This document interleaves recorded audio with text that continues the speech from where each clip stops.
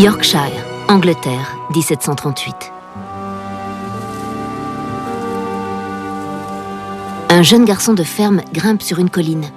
Les premiers pas d'une longue aventure qui le fera entrer dans l'histoire.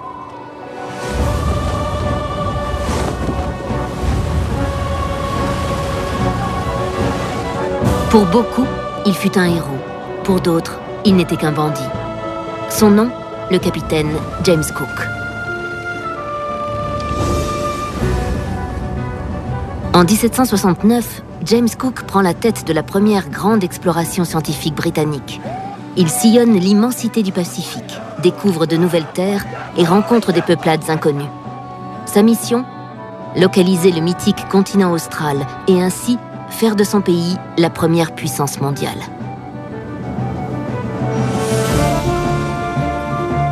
J'ai décidé de retourner sur les traces de James Cook, non seulement pour reconstituer son parcours, mais aussi pour découvrir qui il était vraiment et pourquoi il est allé si loin.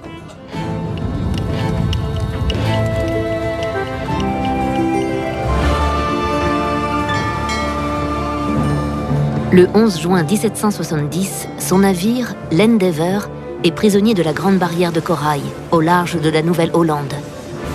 Il est environ 23 heures quand l'Endeavour percute soudain un récif. Si James Cook ne parvient pas à dégager son 3-mâts de ce piège, tout l'équipage est condamné.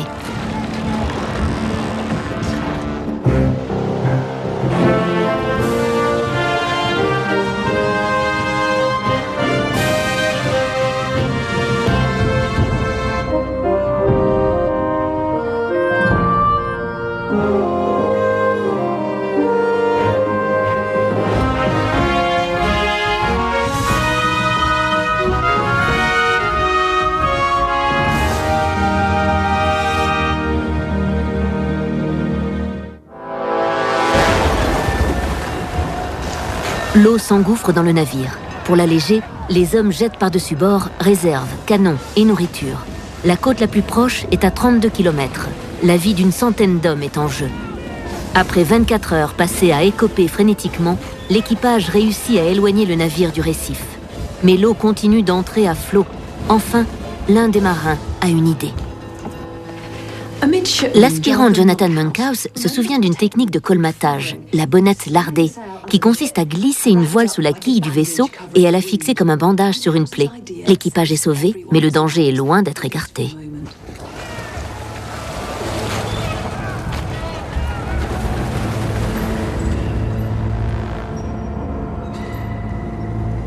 Trois jours durant, l'Endeavour navigue péniblement en direction de la côte la plus proche. En scrutant le rivage, James Cook aperçoit des panaches de fumée. C'est le signe d'une présence humaine et l'assurance de trouver de l'eau douce. Une fois de plus, la chance sourit au capitaine Cook. Il découvre un cours d'eau large et peu profond qu'il s'empresse de baptiser Endeavour.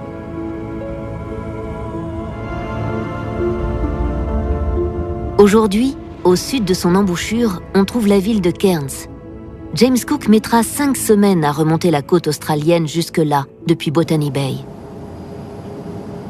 Pour ma part, il me faut à peine 3 heures. Tandis que j'admire la grande barrière de corail, je m'étonne qu'il ait réussi à aller si loin vers le nord. Il est parvenu à se frayer un chemin à travers ces récifs redoutables, parcourant une distance équivalente à celle qui sépare Londres de Moscou.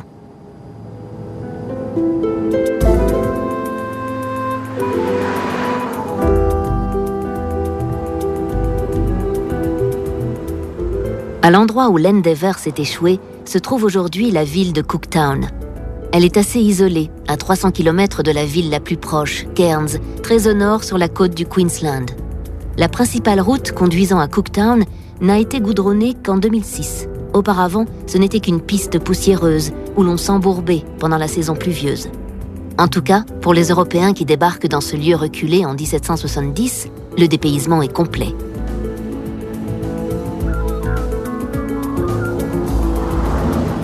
Plus de 16 000 km séparent Cook et son équipage de la Grande-Bretagne. Là-bas, personne n'a la moindre idée de l'endroit où il se trouve.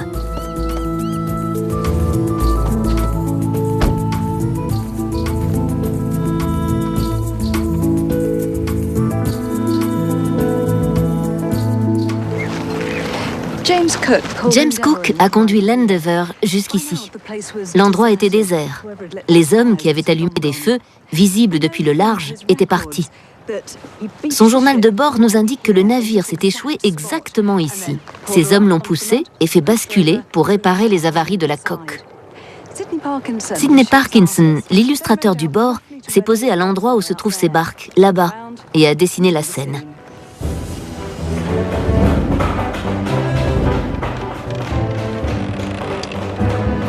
Les charpentiers s'efforcent alors de réparer la coque de l'Endeavour avec le peu de matériaux qu'ils trouvent.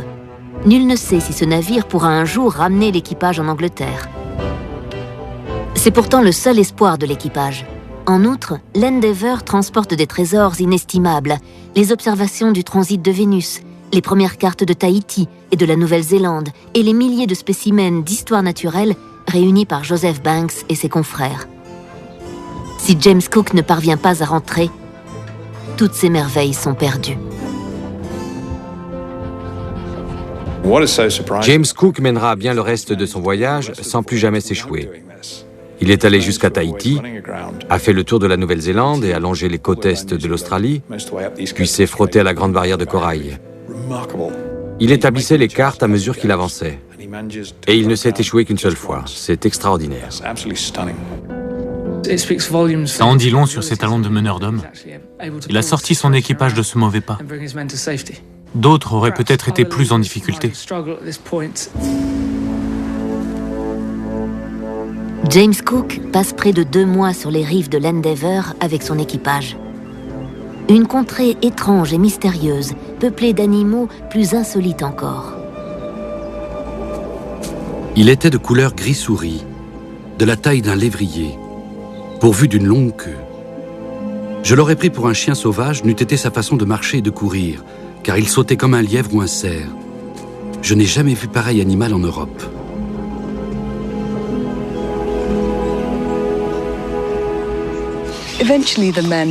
Les hommes de James Cook réussissent à attraper et à tuer l'un de ces curieux animaux.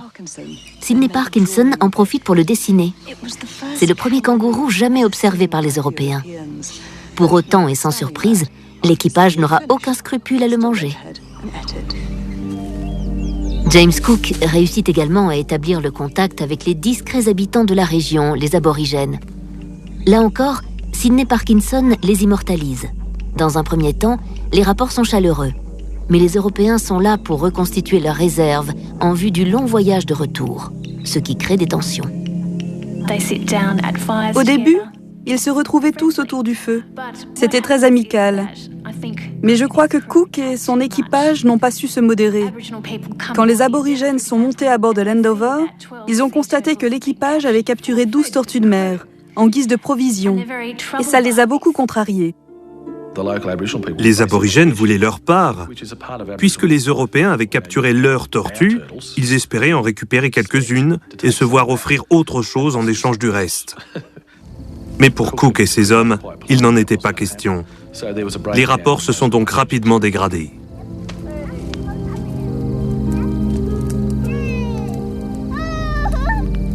Eric Dirol appartient à la tribu Gugu Yimitir, celle-là même qui a rencontré James Cook il y a plusieurs générations. Vos ancêtres ont fini par incendier le camp britannique. James Cook a alors ouvert le feu et a blessé un homme à la jambe. Absolument. Ils ont décidé de brûler le camp, car la froideur et l'égoïsme des Anglais les avaient déçus. Ils avaient vu toutes ces tortues sur le pont du navire. Ça a été un choc pour eux. Ça a dû être un vrai cauchemar diplomatique. Aujourd'hui, on gérerait mieux ce genre de situation.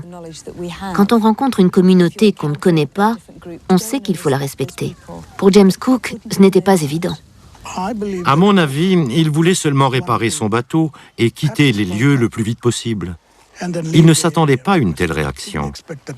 Et il a sans doute agi comme il le devait, puisqu'il a sauvé la vie de ses hommes. D'ailleurs, s'il s'était montré moins diplomate et moins compréhensif, l'histoire aurait été tout autre.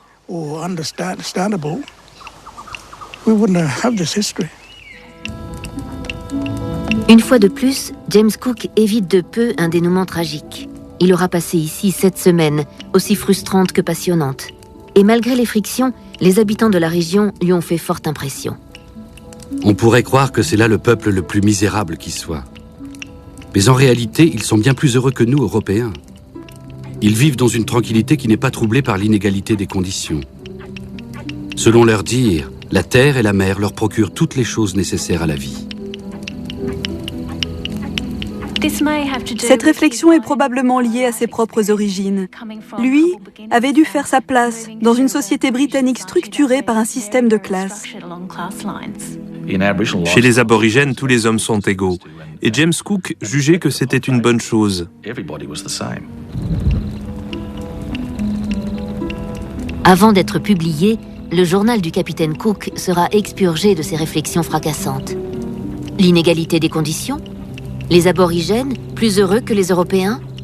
Pour les tenants de l'ordre établi en Grande-Bretagne, pas question qu'un héros national flirte avec des idées radicales.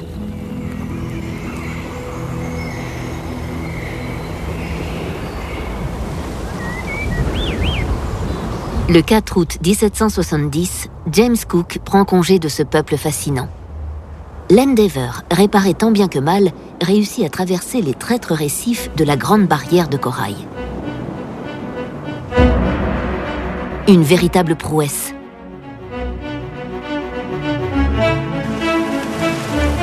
« 18 jours plus tard, lors d'une nouvelle escale, il accomplit l'acte le plus controversé de toute son expédition.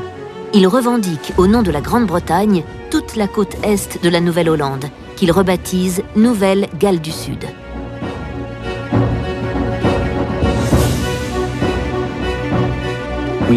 On sait que James Cook avait reçu des ordres secrets avant son départ. Il devait prendre possession du continent austral, mais pas à n'importe quelle condition. D'abord, ces terres devaient être inhabitées. Or, en explorant la côte Est, il s'est rendu compte que ce n'était pas le cas.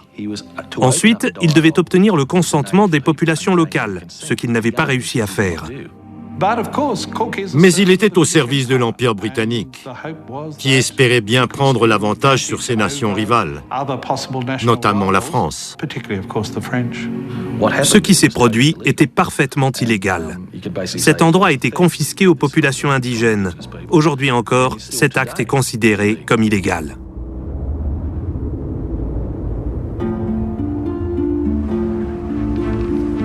Le 23 août 1770, l'Endeavour regagne le large. Direction plein nord, pour retrouver une zone cartographiée.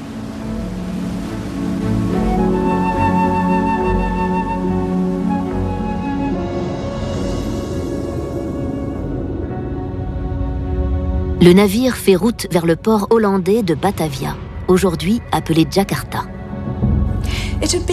Pour la première fois depuis plus de 2 ans, l'Endeavour se rapproche de la civilisation européenne. Mais Batavia est un véritable cloaque. En 1619, les Hollandais ont rebâti la ville autour d'un réseau de canaux, comme à Amsterdam. Une très mauvaise idée, sous les tropiques. Dans les canaux, la vase verdâtre se mêle aux eaux usées et attire de dangereux nuages de moustiques. La puanteur parvient aux narines des hommes de l'Endeavour avant même que la ville ne soit en vue. James Cook n'a guère le choix. C'est le port le plus proche et il est doté d'une cale sèche, ce dont il a absolument besoin pour réparer son navire avant de rentrer en Angleterre. Mais à peine arrivé, ces hommes tombent malades. Le capitaine vit alors son pire cauchemar. Il voit mourir un à un ces marins qui ont tenu bon pendant 2 ans et demi.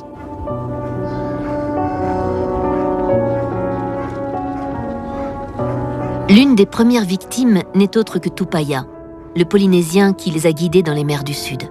Il a dessiné des cartes détaillées du Pacifique, joué les traducteurs, les professeurs et les diplomates. Le journal de James Cook prend désormais une tonalité macabre.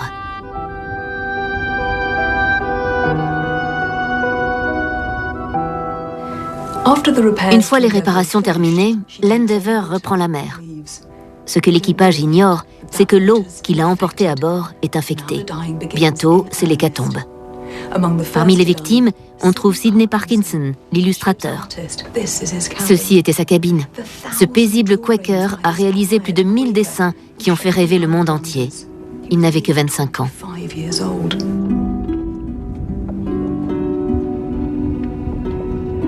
Pendant les 5 mois qui suivent, la mort fauche, inexorablement.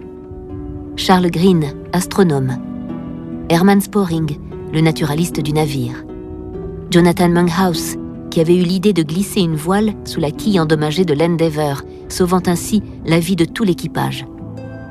Et son frère, William Monkhouse, médecin du bord.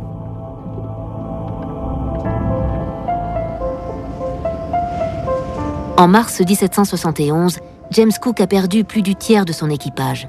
Il reste à peine assez d'hommes pour manœuvrer le navire.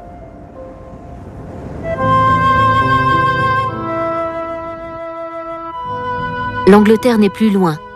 James Cook, qui a fait le tour du monde sans que les maladies n'emportent un seul homme, est désormais à la tête d'un véritable cercueil flottant.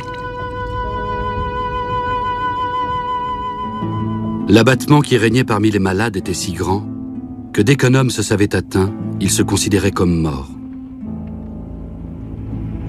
En général, lors des voyages d'exploration, les hommes souffrent pendant l'expédition et sont soulagés de retourner à la civilisation. Là, c'est l'inverse qui se produit. Peut-être aurait-il mieux fait de ne pas rentrer. Depuis le temps qu'ils naviguaient ensemble, ils se connaissaient tous très bien. Chacun a donc perdu des amis. Et ceci a sans doute beaucoup marqué James Cook. Alors qu'il inhume son dernier malade, James Cook ignore qu'à des milliers de kilomètres de là, sa seule fille vient elle aussi de mourir à l'âge de 4 ans. C'est le deuxième enfant que son épouse Elizabeth enterre toute seule. Elle n'a aucun moyen de savoir si son mari reviendra un jour.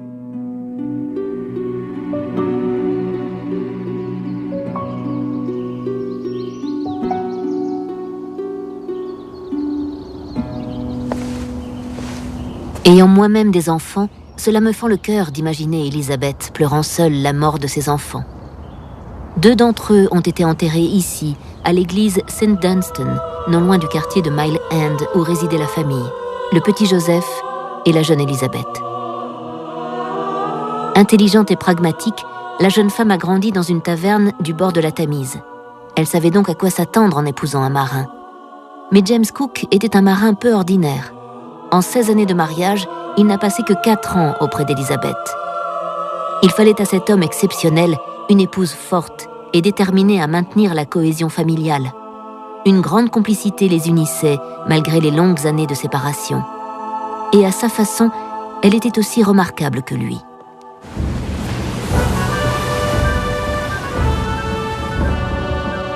Le 12 juillet 1771, après 2 ans et 11 mois en mer, l'équipage de l'Endeavour aperçoit les falaises crayeuses de Douvres. La grande expédition scientifique touche enfin à son terme. James Cook s'apprête à quitter l'univers clos du navire qui était devenu son fief.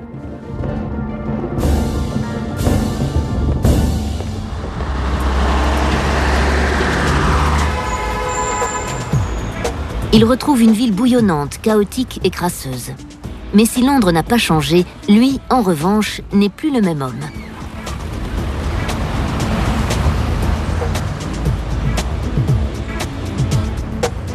Avant même d'aller retrouver sa famille, James Cook se présente devant sa hiérarchie, à l'amirauté. 3 ans plus tôt, il s'était vu confier l'Endeavour alors qu'il n'était qu'un modeste maître d'équipage, presque inconnu. Cette fois, il vient remettre ses précieux journaux de bord sur lesquels il va être jugé. Parmi ces documents, il y a un projet pour une 2e expédition, plus audacieuse encore. Cela reflète bien son état d'esprit. James Cook est de plus en plus sûr de lui, et son caractère obsessionnel se renforce. À peine rentré, il songe déjà à repartir. C'est une particularité de James Cook.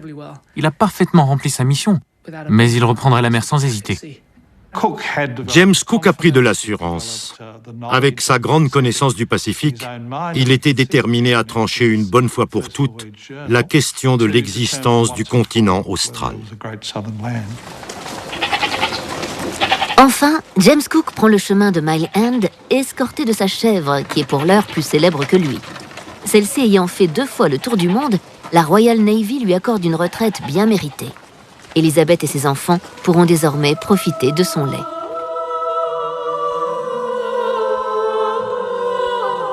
James Cook s'attend à revoir ses 4 enfants, mais il ne trouve que James et Nathaniel. Parle-t-il à Elizabeth de son projet de repartir au loin? Lui remet-il les lettres qu'il lui a écrites pendant 3 ans? Des missives intimes destinées à elle seule, le journal de bord de son itinéraire personnel, des lettres qui resteront à jamais un mystère.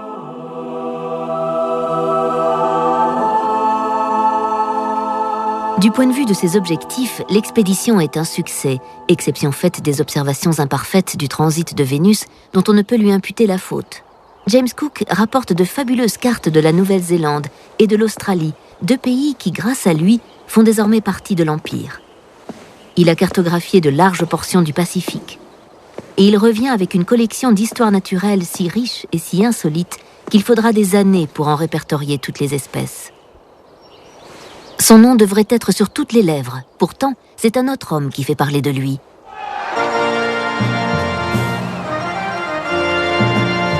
Joseph Banks est le héros de l'expédition.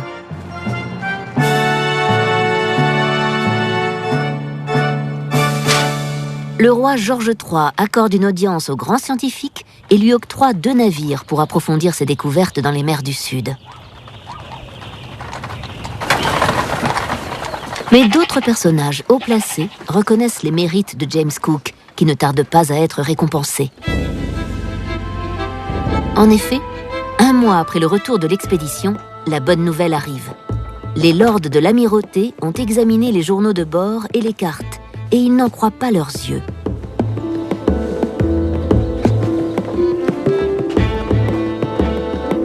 Reçu à son tour par le roi, puis promu au grade de capitaine de frégate, James Cook est à nouveau en pleine ascension.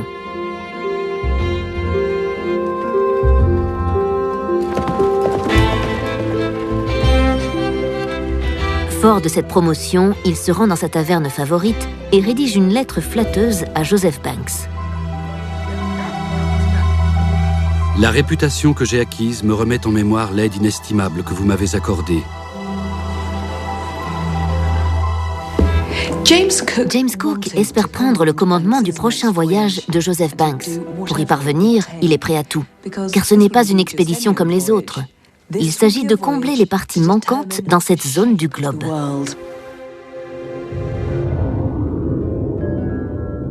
Lors de son premier périple, James Cook a mis le cap au sud après Tahiti, découvert la Nouvelle-Zélande et la côte est de l'Australie. Mais plus au sud encore, il reste une grande zone d'inconnu. Joseph Banks, comme beaucoup de ses contemporains, pense que c'est là que se trouve le légendaire grand continent austral. Et James Cook est bien décidé à lever lui-même ce mystère. Il serait regrettable que cette question, qui a été un objet d'interrogation tout au long des âges, ne soit pas définitivement élucidée, alors même qu'il serait aisé de le faire et que le navigateur saurait où il faut chercher. Voici la carte qu'il soumet à l'amirauté. L'itinéraire qu'il entend suivre est signalé en jaune. Quant au continent austral, je ne crois nullement à son existence. James Cook ne s'attend donc pas à découvrir ce grand continent mythique. Mais il sait que cette expédition va lui permettre d'accomplir ce qui lui tient vraiment à cœur, compléter la carte du plus grand océan de la planète. S'il ne devait trouver aucun continent, le navigateur pourrait tourner ses pensées vers l'exploration des îles des régions tropicales. Ses découvertes seraient ainsi plus parfaites et plus complètes. Comme il l'espérait, l'amirauté lui confie le commandement de l'expédition de Joseph Banks. James Cook se met immédiatement aux préparatifs du départ. Mais il doit prendre en compte un paramètre imprévu. Monsieur Banks tient à voyager en tout confort. Il prévoit de s'entourer de domestiques et de musiciens, voire d'emmener sa propre maîtresse déguisée en homme. Pour loger sa suite, il exige la construction d'un deuxième pont supérieur qui alourdit dangereusement le navire. James Cook sait bien que ce projet est insensé, mais il se tait. Le bâtiment n'est visiblement pas en état de naviguer et la marine refuse d'homologuer les modifications. Peu de temps après, Joseph Banks visite le navire sous les yeux de l'aspirant John Elliot. Monsieur Banks jurait et trépignait sur le quai, comme un forcené. Il ordonna que ses domestiques et ses effets soient débarqués du navire. Joseph Banks et James Cook ne navigueront plus jamais ensemble. C'est la fin de ce qui aurait pu devenir l'un des partenariats les plus fructueux dans l'histoire des grandes explorations. En réalité, James Cook s'est montré très rusé. Conscient de son statut social inférieur, il est resté en retrait et a laissé Joseph Banks se saborder seul.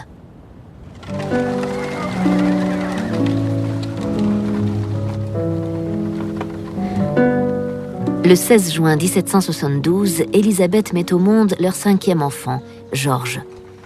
5 jours plus tard, James Cook prend congé de sa famille.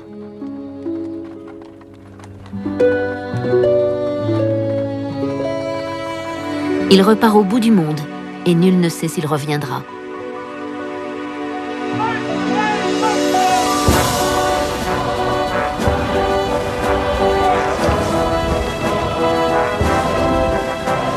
Un an, presque jour pour jour, après le retour de l'Endeavour, James Cook appareille une nouvelle fois.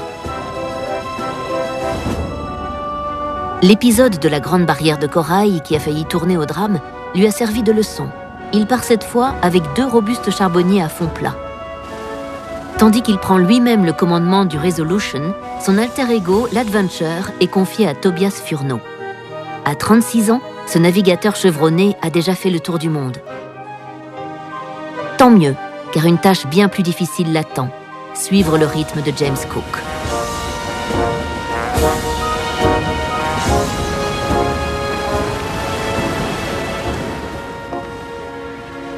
James Cook a cartographié avec une extrême précision les terres qu'il a abordées, conduisant à faire de la Grande-Bretagne l'empire le plus vaste et le plus puissant du monde. Selon ses propres dires, cette nouvelle expédition doit rendre ses précédentes découvertes plus parfaites et plus complètes. Ce choix de mots est intéressant. Il donne une bonne idée de son caractère intransigeant et perfectionniste. Mais il y a autre chose. L'Amirauté veut que le grand navigateur prenne part à une expérience d'envergure. Pour les navigateurs britanniques du XVIIIe siècle, l'Observatoire royal de Greenwich est le centre du monde. C'est précisément le point de départ des méridiens qui convergent au pôle. La latitude est fixée. Londres se trouve à 51 degrés, c'est un fait acquis. Mais la longitude doit bien commencer quelque part. La fixation du premier méridien sera un acte purement politique. Et c'est à la plus grande puissance mondiale que reviendra cette décision.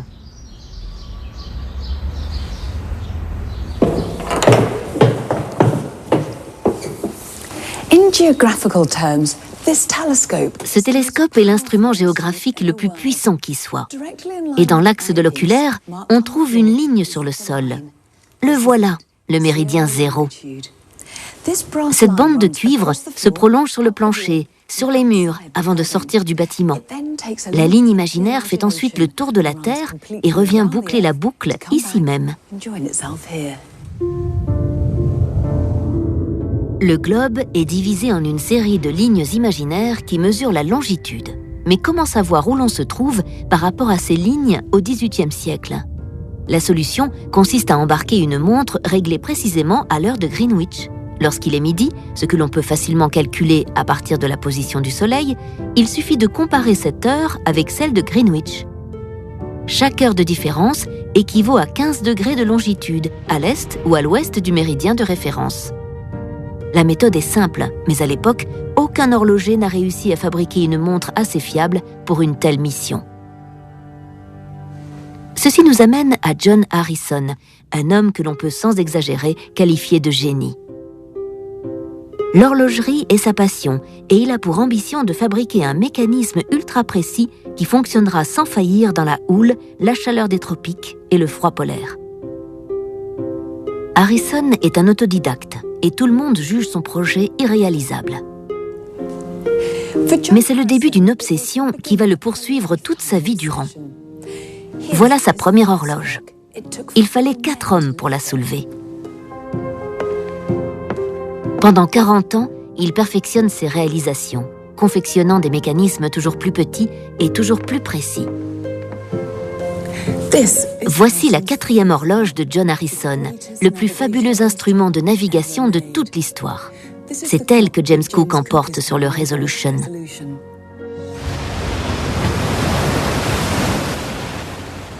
James Cook va mettre à l'épreuve le chronomètre de John Harrison et s'assurer qu'il peut en effet résoudre le problème posé par la mesure de la longitude.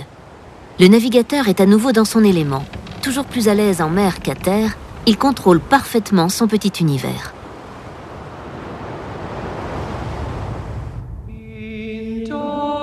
De son côté, Elizabeth est sans doute envahie d'un sentiment d'impuissance. 3 mois après le départ de James, leur nouveau-né décède. Le petit George est le 3e enfant qu'Elizabeth doit pleurer dans la solitude. Il lui faudra attendre 3 ans avant de pouvoir partager son chagrin avec son mari.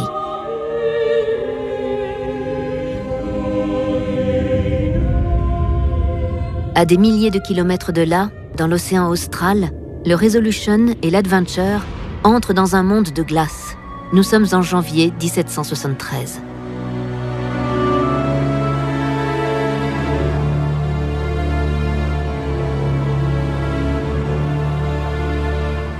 L'admiration le dispute à l'horreur.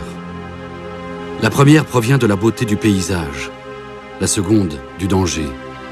Une impression qui ne peut être rendue que par la main d'un peintre de talent. Le peintre de talent se nomme William Hodges. À 29 ans, le dessinateur du bord va faire découvrir au monde des images extraordinaires, les premiers tableaux représentant l'Antarctique. À 11h14, nous avons franchi le cercle antarctique. Nous sommes sans aucun doute le premier navire à passer cette ligne. Notons qu'il n'écrit pas « les premiers navires ». Tobias Furneaux et l'Adventure sont commodément oubliés. James Cook réalise son rêve et ne tient pas à le partager. Pendant ce 2e voyage, l'attitude de James Cook se modifie. Il a prévu de démontrer que le grand continent austral n'existe pas, ou que du moins ce n'est pas le pays de cocagne que l'on imagine. Mais il a autre chose à prouver. Les critiques lui reprochant de ne pas être allé assez loin lors de sa première expédition l'ont piqué au vif. Il décide cette fois de conduire ses frêles voiliers au cœur du désert de glace antarctique et de repousser les limites de la navigation. Pas seulement 1 ou 2 fois, mais de façon répétée. Ce capitaine, obsédé par sa mission, qui s'est toujours vanté de prendre soin de son équipage, met désormais en danger sa propre vie et celle de ses hommes. Il n'y avait ni feu ni poêle à bord. Les hommes étaient frigorifiés en permanence. Cook leur avait fourni des vestes de laine épaisse appelées Fearnot, littéralement des intrépides. Mais c'était insuffisant. Pendant des mois, les marins ont dû manœuvrer leurs navires pieds nus et sans gants dans des températures polaires, ou presque.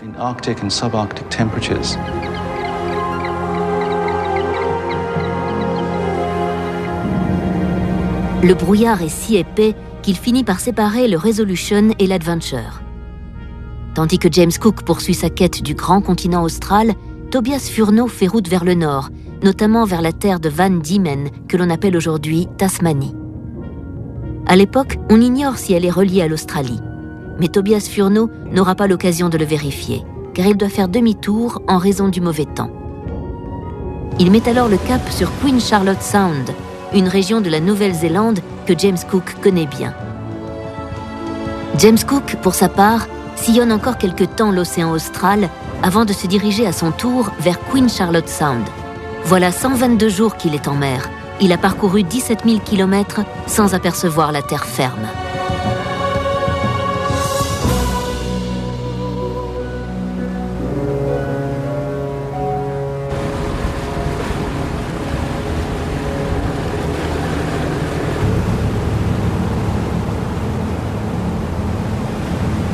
Lors de sa première escale ici, à bord de l'Endeavour, James Cook avait réalisé des centaines d'observations astronomiques pour déterminer sa longitude. Cette fois, il les compare à celles obtenues grâce à l'horloge de John Harrison. Celle-ci s'avère d'une précision absolue. Oubliant son scepticisme initial, il la surnomme maintenant sa fidèle amie. L'expérience est un succès, et les chronomètres ou horloges conçus par John Harrison vont marquer le début d'une nouvelle ère dans la navigation. Désormais, pour calculer leur position, les marins n'auront plus besoin d'être des mathématiciens hors pair, comme James Cook.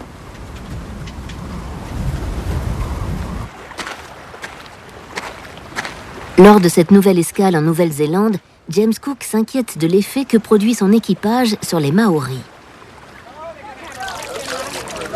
Pour un clou ou tout autre objet qui leur semble de valeur, ils forcent leurs femmes et leurs filles à se prostituer. Nous pervertissons leur morale et les exposons à des maladies qui leur étaient jusqu'alors inconnues. Et je défie quiconque, niant la vérité de ces faits, de me dire quels bienfaits les naturels du continent américain ont retirés de leur rapport avec les Européens. James Cook savait que les rapports entre son équipage et les populations indigènes risquaient d'entraîner des difficultés, des disputes au sujet des femmes par exemple.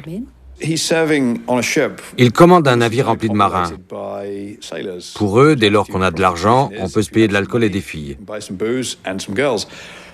Il est sans doute le seul à bord à qui cela pose problème. Il paraît presque déçu que ces hommes aient réussi à corrompre les Maoris qu'il respecte tant. Il s'impatiente, devient irritable et veut repartir. Il sait, je crois, qu'il ne retrouvera l'apaisement qu'une fois en mer, à bord de son navire, où il peut contenir et contrôler ses hommes et son univers.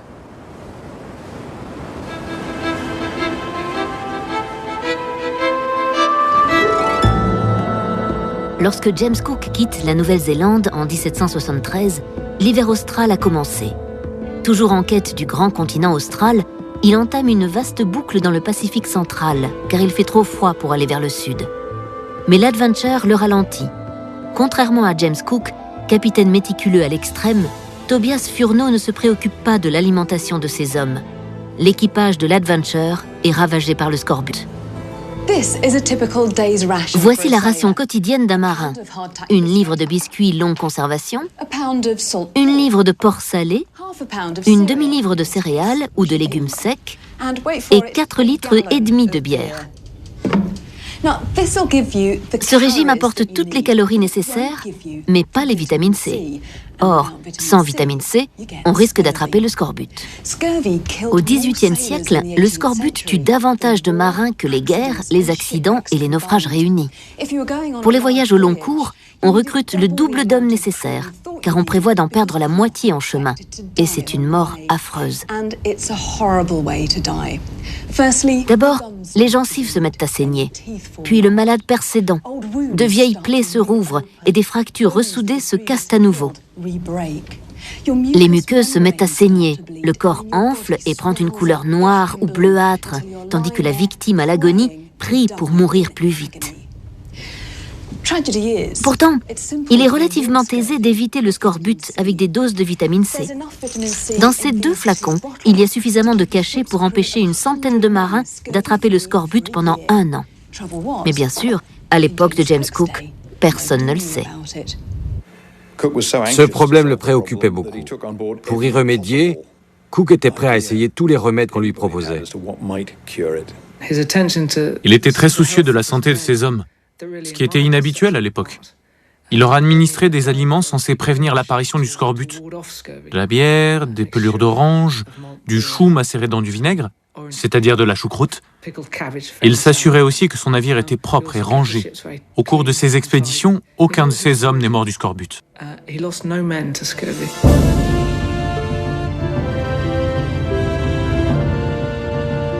Juillet 1773. James Cook poursuit son exploration méthodique du Pacifique. Il complète ses cartes, rectifie certaines erreurs, mais comme il s'y attend, il ne trouve pas la moindre trace d'un grand continent austral. James Cook décide alors de mettre le cap au nord, vers Tahiti, pour remplir ce qui est à mon avis la véritable mission qu'il s'est fixée pour ce voyage. Faire une cartographie rigoureuse de la réalité du Pacifique Sud.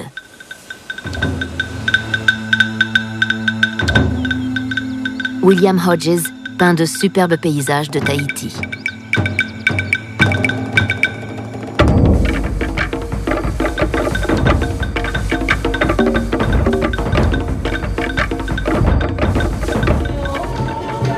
Malgré ces scènes enchanteresses, James Cook garde la tête froide et s'inquiète.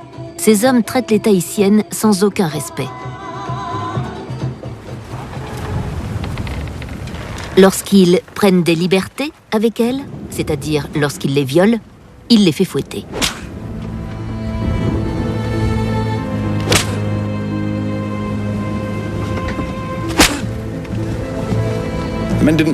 Les marins toléraient la punition tant qu'elle était cohérente.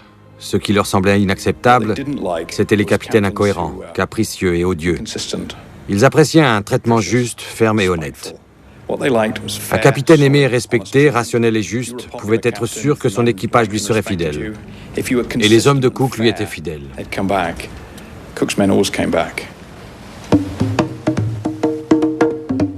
Lorsqu'il appareille, Tobias Furneaux prend à son bord un jeune Tahitien, Maï, qui deviendra plus tard la coqueluche de la bonne société londonienne. Joseph Banks avait tenté la même expérience 4 ans plus tôt, mais Tupaya avait péri pendant le retour vers l'Angleterre. James Cook n'a pas oublié le prêtre et navigateur polynésien.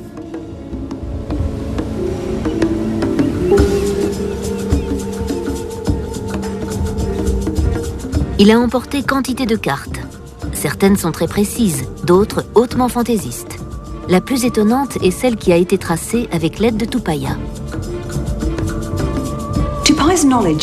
La carte de Tupaya couvre quelques 2200 km d'océan. Regardez, une île est signalée ici, celle de Moetanayo. James Cook la trouve à l'endroit indiqué et la rebaptise Hervey Island. Et là, près du bord de la carte, une autre île, Oetepoto. Une fois de plus, James Cook la découvre à l'emplacement annoncé et l'appelle Savage Island. Puis il va au-delà de la carte.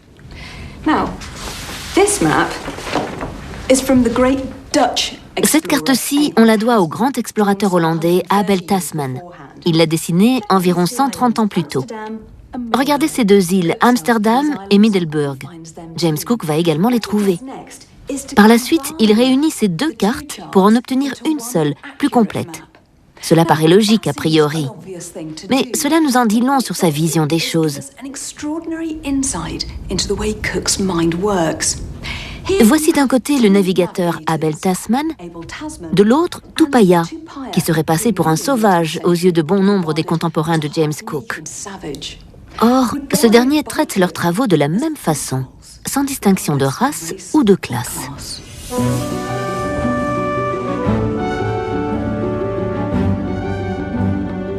Cette cartographie méticuleuse fera l'admiration des supérieurs de James Cook à l'amirauté. Ils seront étonnés par son ardeur à aller bien au-delà des consignes qu'il a reçues à son départ.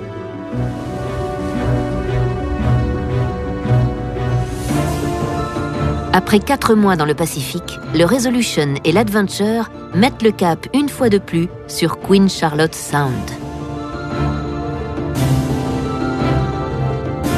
Mais le Resolution arrive seul en Nouvelle-Zélande. L'épisode qui va suivre est l'un des événements les plus tragiques de toutes les expéditions de James Cook.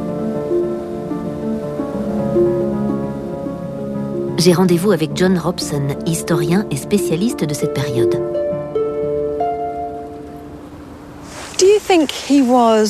Vous pensez qu'il a éprouvé une certaine satisfaction à prouver que le grand continent austral n'existait pas?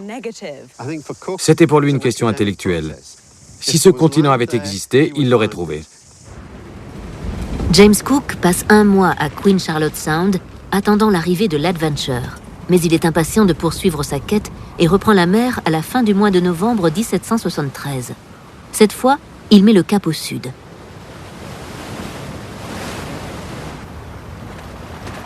Cinq jours après son départ, l'Adventure accoste enfin à Queen Charlotte Sound. On a parcouru une centaine de mètres dans la forêt et le paysage calme et idyllique n'est déjà plus qu'un lointain souvenir. Cet endroit donne la chair de poule. On se sent en danger. Tobias Furneaux n'oubliera jamais son incursion ici. Il a envoyé une barque de l'autre côté du bras de mer pour assurer le ravitaillement. Ces hommes ne sont jamais revenus. Il a envoyé un second groupe de marins qui ont retrouvé les corps démembrés de leurs camarades sur la plage. Ils avaient été mangés? Ils avaient certainement été massacrés et sans doute en partie mangés. Cet épisode a nettement refroidi les ambitions de Tobias Furneaux. Son navire est reparti et il a rejoint la Grande-Bretagne en quelques mois.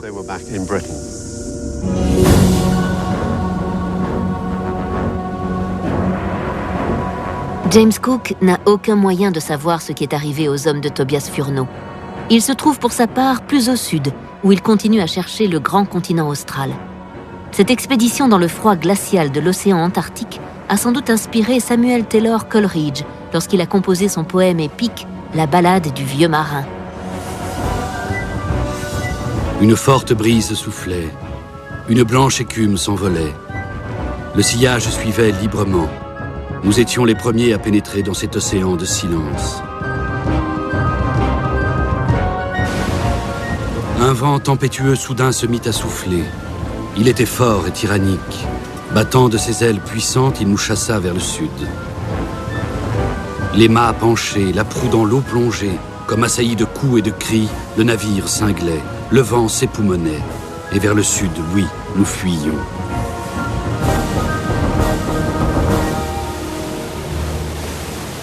Puis vinrent le brouillard et la neige. Un froid monstrueux s'abattit. Hautes comme le mât, des glaces d'un vert d'émeraude flottaient çà et là.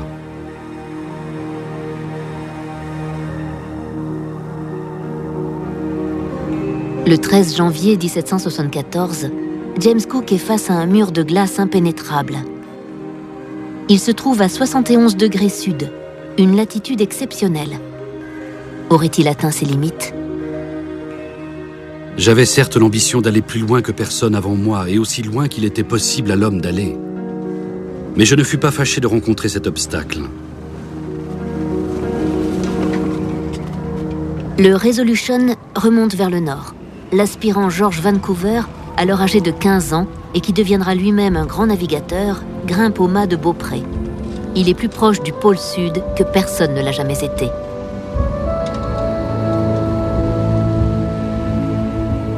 La deuxième expédition de James Cook reste sans aucun doute l'un des plus grands voyages de découverte de tous les temps, même si son importance tient ironiquement surtout à ce que le capitaine n'a pas trouvé. En effet, il a méthodiquement enterré le mythe du grand continent austral et l'a fait disparaître des cartes du globe. Lors d'une expédition hors du commun, cet homme, pourtant peu instruit, a fait voler en éclats un concept qui passionnait les intellectuels et les philosophes depuis des milliers d'années. Les spéculations de salon furent balayées par un examen méticuleux des faits. C'était un triomphe scientifique, mais James Cook, s'il avait atteint son but, en paya le prix fort.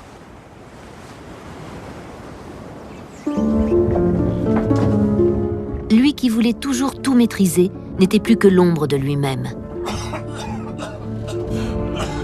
Son estomac le faisait souffrir atrocement. Il transpirait abondamment et tenait à peine debout. Il n'y avait du reste rien d'étonnant à ce qu'il fût à ce point épuisé, lui qui avait porté de telles responsabilités, étant mis à l'épreuve ses capacités mentales et physiques. Anders Sparman, du Resolution. James Cook est gravement malade, atteint de ce qu'il nomme une colique bilieuse. Le médecin lui administre la seule viande fraîche disponible à bord, un chien, qui est sacrifié et accommodé en bouillon pour l'occasion. Je fus ainsi nourri et fortifié par une nourriture qui aurait rendu malade la plupart des Européens. Il est si atteint que ses hommes pensent qu'il va mourir. Pourtant, James Cook poursuit son itinéraire. En avril 1774, il met le cap à l'ouest et entame une nouvelle boucle dans le Pacifique, passant par les Nouvelles-Hébrides, la Nouvelle-Calédonie, la minuscule île de Norfolk et enfin, une semaine plus tard, Queen Charlotte Sound, un retour en terrain connu. Grâce à son remarquable travail de cartographie, James Cook complète peu à peu la vaste zone d'inconnu qu'était l'océan Pacifique. Mais la rigueur qui caractérise ses cartes est en opposition complète avec son comportement de plus en plus perturbé. James Cook devient imprévisible. Il n'est plus l'homme plein de sang-froid auquel son équipage était habitué.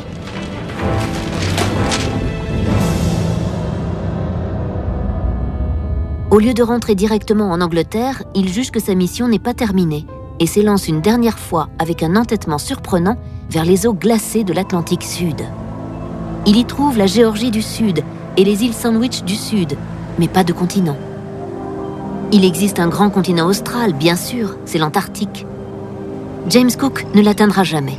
mais il sait qu'il est illusoire de s'attendre à trouver une terre d'abondance. Une contrée condamnée à rester pour l'éternité enterrée sous une couche de neige et de glace. Ce deuxième voyage suit un schéma répétitif. À 3 reprises, il tente de s'approcher au plus près de l'Antarctique.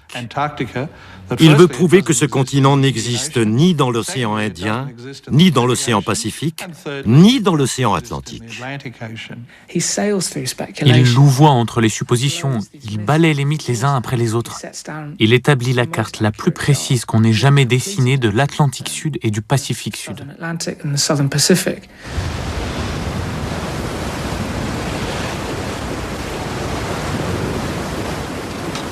Voilà 3 ans et 18 jours que James Cook a entamé son expédition.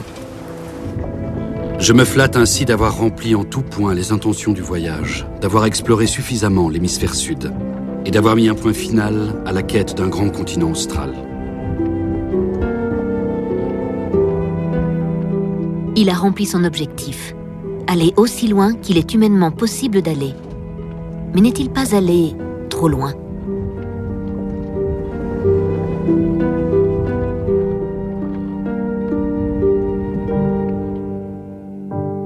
C'est à William Hodges qu'on doit le premier portrait de James Cook. Il n'y est pas représenté sous les traits d'un héros noble et triomphant, mais sous ceux d'un homme sombre, habité par l'obsession et l'ambition. Cette ambition a un prix. Physiquement et mentalement, le navigateur de génie commence à montrer des signes de fatigue. Et ses faiblesses finiront par lui être fatales.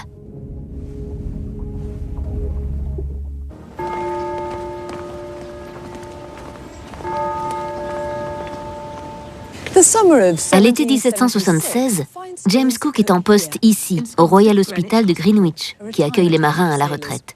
Il est promu capitaine de vaisseau. Ce nouveau grade le rapproche de celui d'amiral, mais il s'ennuie et ne se sent pas l'âme d'un officier en retraite.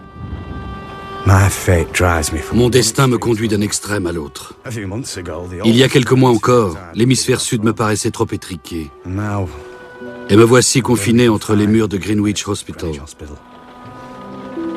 C'est une retraite de choix qui m'assure un revenu coquet. Mais seul l'avenir me dira si je viendrai à apprécier ce confort et cette inactivité. Dans ces mots, on sent le poids de la frustration. Cette retraite forcée lui déplaît profondément. Il se sait un explorateur talentueux et se retrouver immobilisé à Greenwich doit le rendre fou. Il est parti en toute hâte pour aller assister à un dîner.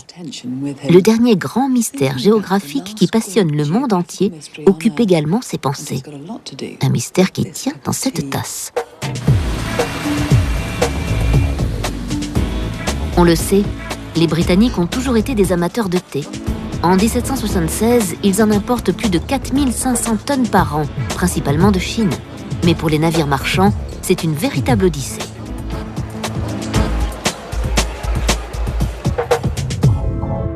La route maritime qui conduit aux richesses de l'Extrême-Orient contourne l'Afrique par le sud et traverse l'océan Indien.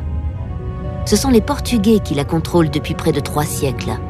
L'autre solution consisterait à emprunter un passage situé au nord-ouest de la Grande-Bretagne. En passant par l'Arctique, on atteindrait ensuite le Pacifique et la Chine. La distance à parcourir s'en trouverait pratiquement divisée par 2. Le passage du nord-ouest était un enjeu de taille pour l'Angleterre. Le Portugal et l'Espagne contrôlaient les principales routes maritimes vers les Indes orientales. Pour les pays protestants, c'est-à-dire l'Angleterre et la Hollande, il ne restait plus qu'à passer par le nord.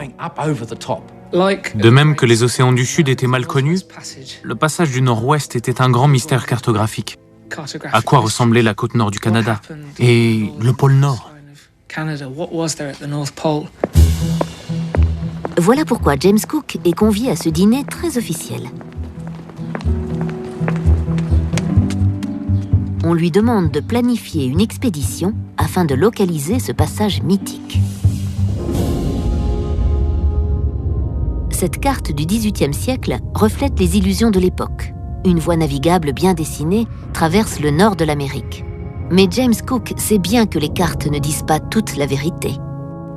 Ce dîner auquel James Cook va assister réunit 3 des hommes les plus influents de la Royal Navy. 3 hommes qui sont tout l'opposé de James Cook. Riches, aristocrates, titrés. Tout ce qu'ils rêvent de devenir.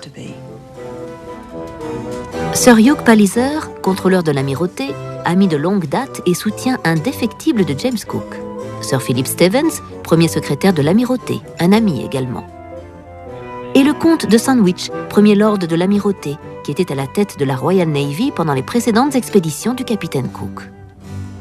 Ces 3 hommes ont un point commun.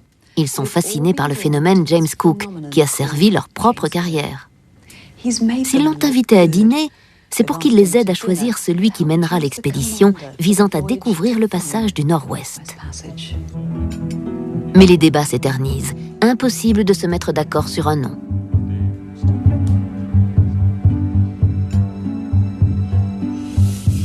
James Cook s'impatiente. Il finit par se lever et déclarer « Je prendrai la tête de cette expédition si vous m'ordonnez de le faire. » Les 3 lords n'attendaient que cela. Le grand explorateur britannique est de retour.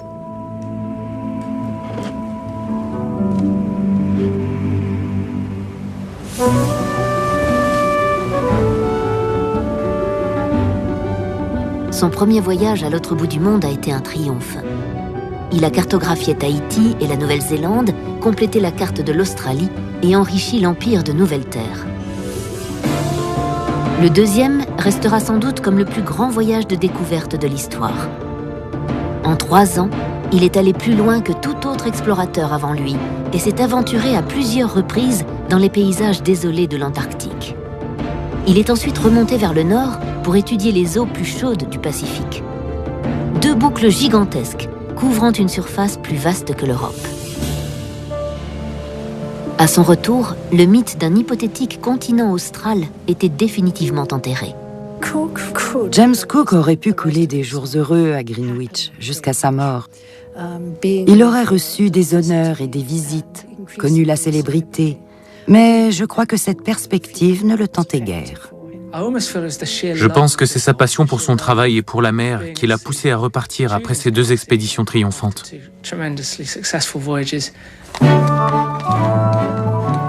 James Cook a acquis gloire et renommée. Son vieil ami Joseph Banks commande un portrait de l'explorateur auprès du célèbre peintre Nathaniel Dance. Cette image de James Cook est celle que connaît le grand public, le brillant héros de l'Empire.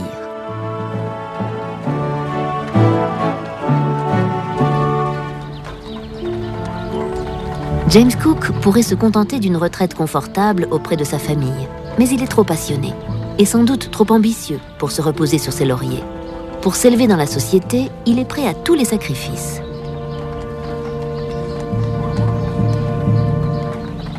Son talent exceptionnel lui a valu le titre de capitaine. Mais il ne lui assure pas le statut auquel il aspire tant, pour sa famille et pour lui-même. À cette époque, pour être anobli lorsqu'on est d'origine modeste, il faut accomplir de véritables prouesses. Il faut aussi de l'argent. Et justement, une récompense de 20 000 livres est promise à celui qui trouvera le passage du Nord-Ouest. Mais James Cook semble avoir oublié sa santé fragile et ses sautes d'humeur lors de sa 2e expédition. Or, le voyage ne sera pas de tout repos.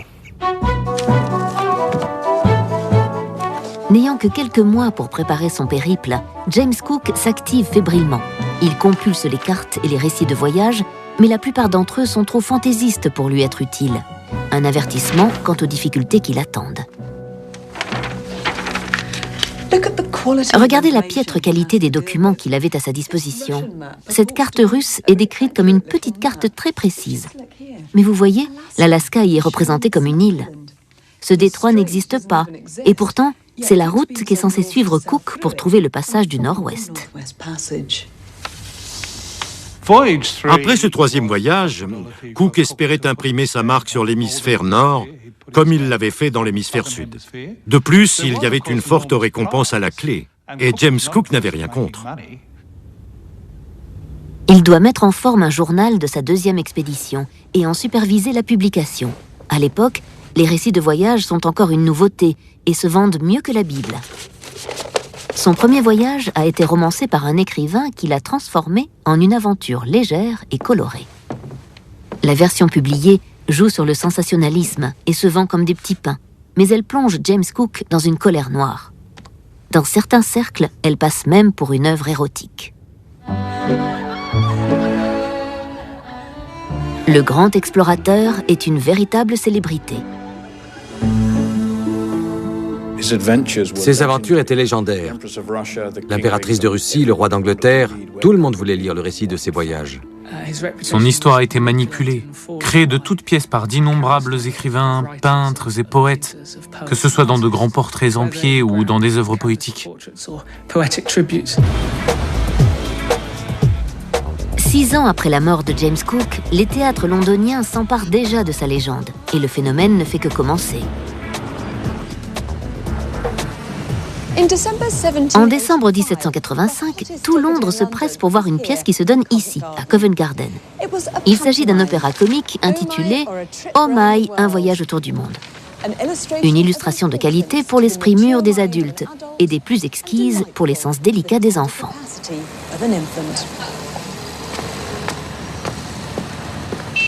En 1785, James Cook est mort depuis longtemps, mais peu importe, sa gloire perdure. La pièce « Oh My, un voyage autour du monde » relate le destin d'un jeune homme venu de Tahiti. Cette contrée paraît si exotique que le public du XVIIIe siècle y projette tous ses fantasmes. Oh My arrive à Londres en 1774, à bord de l'Adventure, l'un des navires de James Cook dans sa 2e expédition. Oh My s'appelle en réalité My. Ce sont les Britanniques qui ont ajouté le « O ». Séduisant, exotique, érotique, il devient la coqueluche de Londres et est même présenté au roi George III.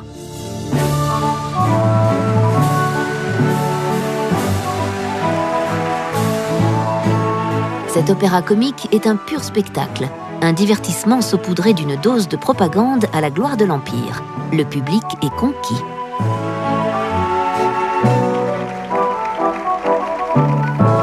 In the big canoe, I'll o'er ocean swim me, Jack and Mary crew, give good liquor to me, then to London come.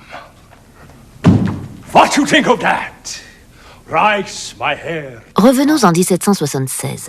Les puissances rivales de la Grande-Bretagne ne doivent en aucun cas découvrir l'objectif réel de cette nouvelle expédition.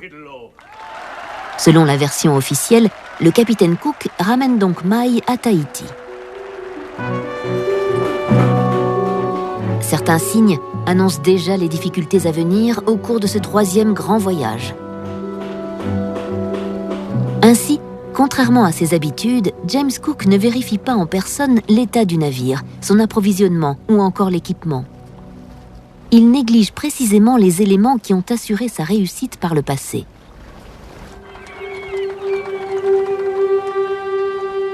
La veille du départ, James Cook rédige son testament. Puis il prend congé d'Elizabeth. Une fois de plus, elle sait qu'ils vont être séparés pendant des années. Mais elle ne peut pas deviner que 56 années de solitude l'attendent. Ils ne se reverront jamais.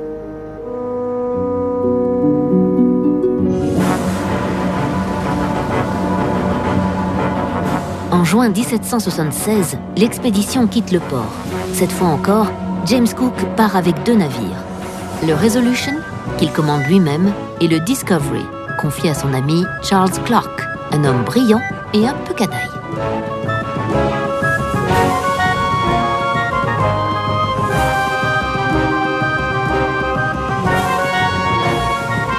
La réputation et l'intelligence de James Cook ont un effet magnétique sur ses équipages. Les officiers et les marins, qui ont déjà servi sous ses ordres, sont prêts à repartir. Charles Clark, le capitaine du Discovery, tout comme une demi-douzaine d'hommes, ont participé aux 3 expéditions historiques de James Cook. Le jeune et fougueux George Vancouver en est à son 2e voyage avec lui. Dans l'Antarctique, il avait grimpé au mât de Beaupré afin de pouvoir se vanter d'avoir été plus au sud que n'importe qui d'autre. Plus tard, il poursuivra l'œuvre du capitaine Cook en cartographiant la côte canadienne et donnera son nom à l'une des plus grandes villes du pays. Parmi les nouveaux venus, citons William Bligh, un maître d'équipage brillant mais ombrageux. Il sera surtout connu pour la mutinerie qu'il a subie à bord du Bounty. Mais pour l'heure, il embarque avec le grand navigateur. C'est une lignée qui se perpétue. Les connaissances maritimes et la tradition de professionnalisme que l'on doit à James Cook ont été enrichies par des générations d'officiers cartographes de la Royal Navy jusqu'au XXe siècle. C'est une sorte de lignée.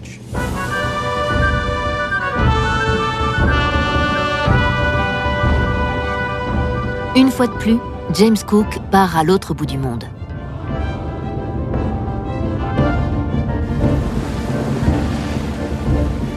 En février 1777, après 8 mois de rude navigation, il atteint la Nouvelle-Zélande.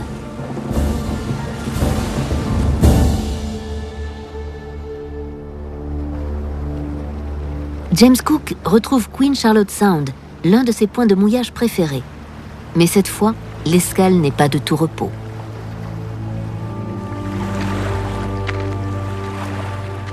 Trois ans auparavant, lors de sa deuxième grande expédition, les Maoris ont tué et mangé 11 membres de l'équipage de l'Adventure, le navire qui accompagnait le Resolution, commandé par Cook. C'est un chef nommé Kaura qui est responsable de ce massacre. Désormais, les hommes de Cook, ainsi que certains Maoris, veulent se venger. Kaura doit mourir.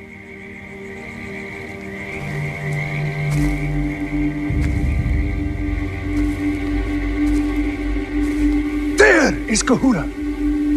Kill him! Why will you not kill him? You tell me when a man kills another in England, he is hanged for it! This man has killed 10, and yet you do not kill him! Why will you not kill him? Certains me pressaient de le tuer. Mais si j'avais suivi les conseils de tous ceux qui se prétendaient nos amis, j'aurais fini par exterminer toutes les peuplades locales. Car les habitants de chaque hameau, de chaque village, venaient tour à tour me demander d'anéantir leurs voisins. James Cook garde la tête froide et laisse la vie sauve au chef Kaura. On peut imaginer la perplexité qui règne à terre et les grincements de dents au sein de l'équipage. Comment expliquer son geste? On sait, grâce à son journal de bord, qu'il juge les hommes de l'Adventure en partie responsables de leur triste sort. Il déclare d'ailleurs à propos des Maoris « À leur décharge, je ne les trouve pas plus méchants que d'autres hommes. » À ce stade, James Cook, en capitaine chevronné, sait encore se montrer sage et mesuré. James Cook a été confronté à la violence et il l'a lui-même infligée. Mais il cultivait une forme d'éthique guerrière, étant lui-même dans les forces armées. Mais au fil des jours, il se métamorphose d'une façon troublante et spectaculaire. Il s'emporte, se met à hurler après les officiers et les marins. Il ne maîtrise plus ses émotions. On sent qu'inévitablement, tout cela va mal finir.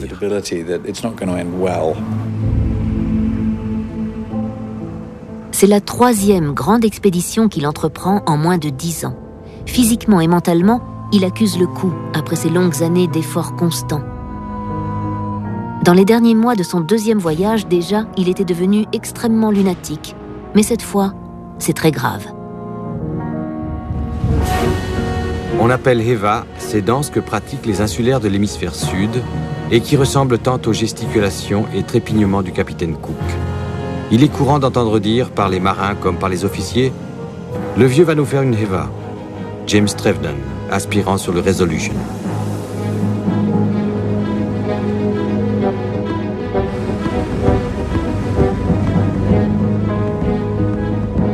James Cook doit faire face à de sérieux problèmes.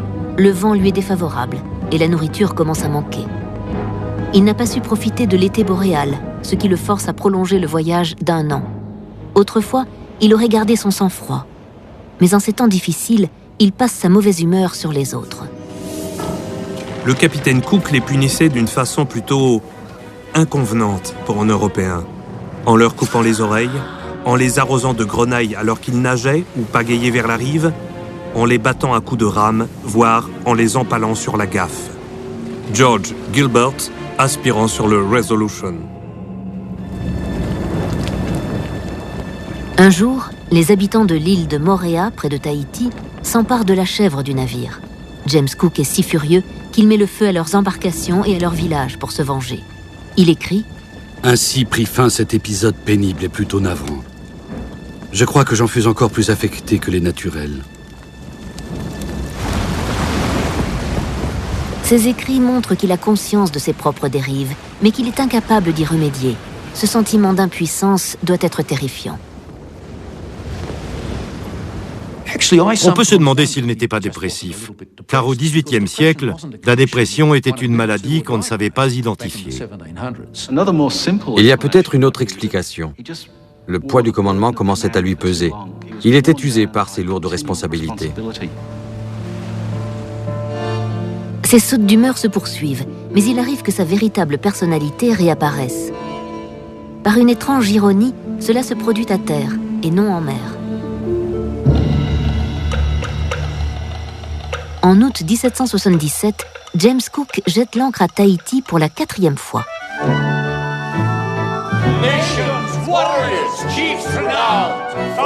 Il a accompli une partie de sa mission, ramener Mai à Tahiti. Mais a-t-il bien fait? Sound the conch! Let triumph ring! Know all, Omai is owner of 50 red feathers, master of 400 fat hogs. He can command 1,000 fighting men, or 20 strong-armed women to thump him to sleep. Except from mighty George, our sovereign lord, in sign of British love, this British sword.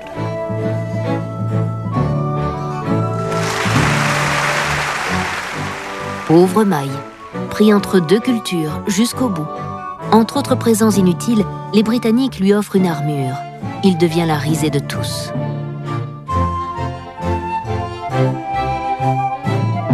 Telle est l'étrange condition de l'humanité. Nous le laissons dans une situation moins favorable que celle dont il jouissait avant de nous rencontrer.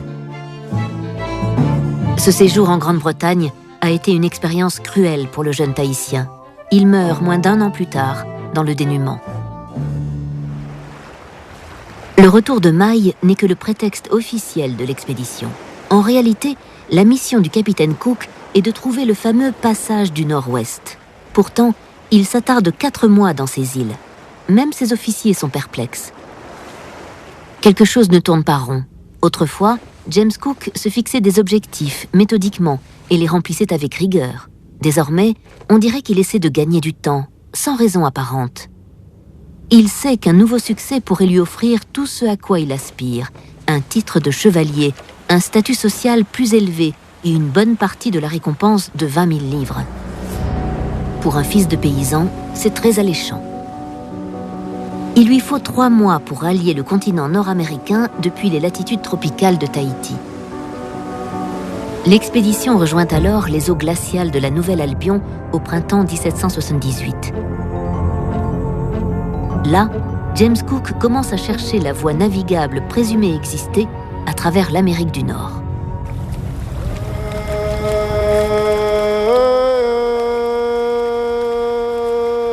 La Nouvelle-Albion comprend une partie de l'actuel Canada.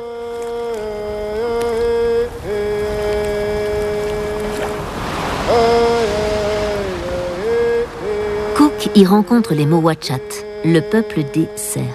C'est la première fois qu'il voit des Blancs, et cette visite va changer leur destin à jamais.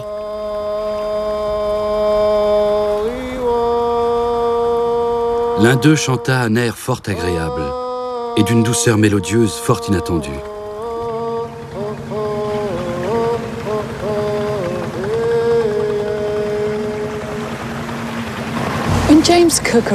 Lorsque James Cook a accosté ici, les habitants venus à sa rencontre lui auraient indiqué un village. C'est celui-là, le village de Yukot.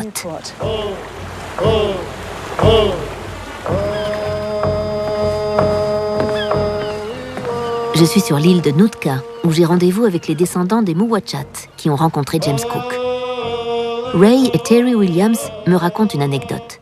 Entre James Cook et les habitants de l'île, il semble qu'il y ait eu dès le départ un malentendu.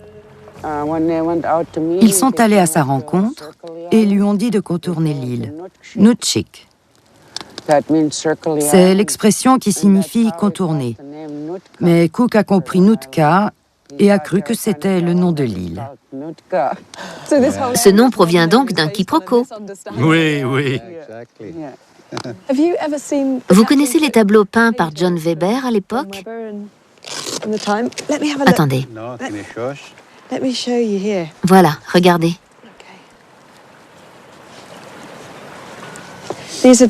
Voici les maisons longues, les Mowatchats sur la plage et leurs pirogues. Et voilà le Resolution et le Discovery. Et là, vos ancêtres. Ça a très peu changé en 230 ans.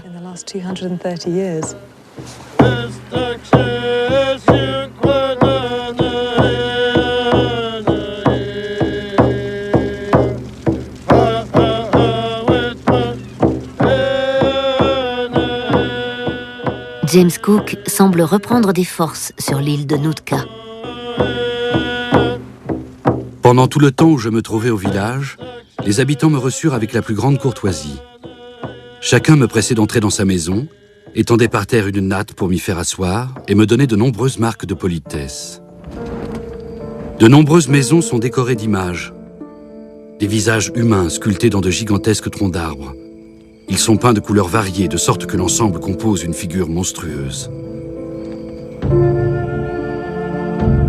James Cook se plaît beaucoup à Nootka. Peut-être savoure-t-il avec soulagement ces jours de calme à terre. Pendant un bref laps de temps, il semble retrouver une humeur plus égale. Ces hommes, quant à eux, transcrivent la langue locale et commercent activement avec Maquina, le chef des Mowatchats. Maquina et Cook traitaient visiblement d'égal à égal, avec un grand respect mutuel. Le chef Maquina et les siens voulaient acquérir des clous, des marteaux, des mousquets, des miroirs, toutes sortes d'objets qui leur étaient utiles ou précieux. En échange, ils avaient à offrir des peaux de loutres de mer et de rivière, de visons et de ratons laveurs. Voilà comment se passait le troc, dans les règles de l'art.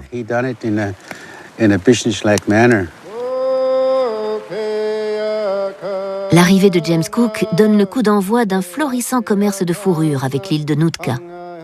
Mais le contact avec les Européens s'avérera désastreux pour les Mowatchats. Quand je pense au mode de vie de nos ancêtres avant l'arrivée des Européens, ils étaient riches, ils ne connaissaient pas le monde extérieur. Leur venue a tout changé. Oui. En pire. Ils ont fait découvrir la boisson à notre peuple. La boisson, c'est-à-dire l'alcool. Mais oui, l'alcool. Ils ont appris aux hommes à se saouler. Ils ont aussi apporté la syphilis, la blénorragie, toutes les maladies dont ils souffraient eux-mêmes. Beaucoup de nos ancêtres sont morts très jeunes à cause de ces maladies, sans même savoir qu'ils en étaient atteints.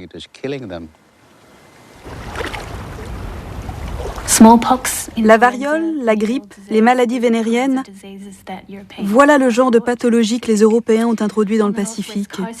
Sur la côte nord-ouest, par exemple, on estime qu'au moins un tiers de la population indigène a été décimée par une épidémie de variole. On ne se rend pas compte, mais leur venue a été très néfaste.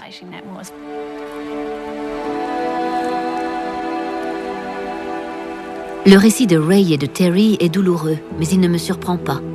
James Cook lui-même se rendait compte qu'il faisait le malheur des peuples qu'il rencontrait. Nous le savons car il en parle dans son journal. Cette prise de conscience devait le ronger et renforcer son sentiment d'isolement.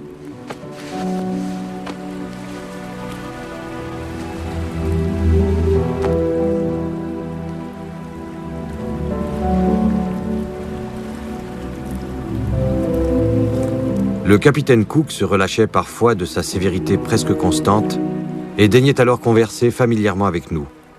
Mais cela ne durait jamais. À peine nous trouvions-nous à bord qu'il redevenait un despote. James Trevnan, aspirant sur le Resolution. Et ce n'est pas tout. Le Resolution est en piteux état. À l'époque, les entrepreneurs négligents sont déjà une réalité. Les charpentiers ont bâclé le travail en Angleterre. Il faut maintenant abattre 3 arbres pour remplacer les mâts et rafistoler la membrure. Si James Cook avait contrôlé les travaux réalisés avant le départ, il ne serait pas en fâcheuse posture à des milliers de kilomètres de Londres.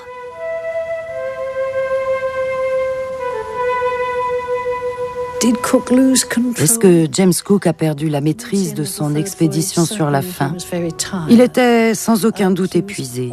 Il était également malade, même si on ignore la nature exacte de sa maladie. Peut-être était-il atteint d'un parasite intestinal qui empêchait l'assimilation des vitamines B, d'où ce changement de comportement. Je pense qu'il souffrait d'une tuberculose de l'intestin grêle, ce qui était assez répandu à l'époque. Après 1 mois sur l'île de Nootka, James Cook repart à la recherche du passage du Nord-Ouest. Ce sera sa dernière grande quête. Ces navires se feraient un chemin le long de la côte tortueuse de l'Alaska, explorant méthodiquement la moindre crique. Chaque baie est susceptible de mener à la fameuse route vers l'Angleterre. Les semaines passent. La récompense de 20 000 livres s'éloigne de plus en plus. Aucun signe du passage qui permettrait de rentrer en Europe. James Cook devrait se sentir dans son élément.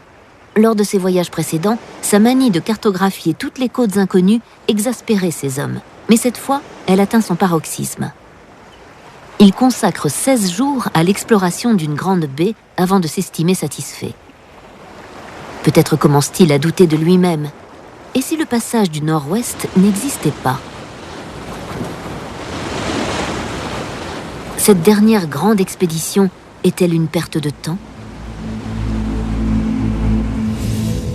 En août 1778, le Resolution et le Discovery franchissent le détroit de Bering et débouchent dans l'océan Arctique.